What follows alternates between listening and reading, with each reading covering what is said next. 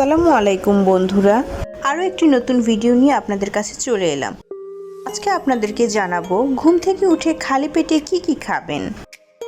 সকালে খালি পেটে কিশমিশ ভেজানো পানি খেলে রক্তশূন্যতা দূর হয়। কাঠবাদাম খেলে স্মৃতিশক্তি বৃদ্ধি পায়।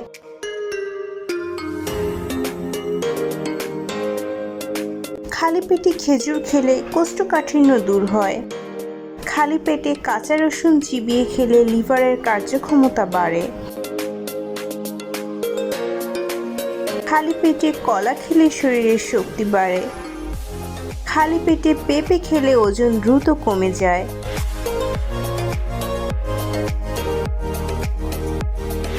গরম পানিতে মধু মিশিয়ে খেলে পাকস্থলীর কার্যক্ষমতা বৃদ্ধি পায়।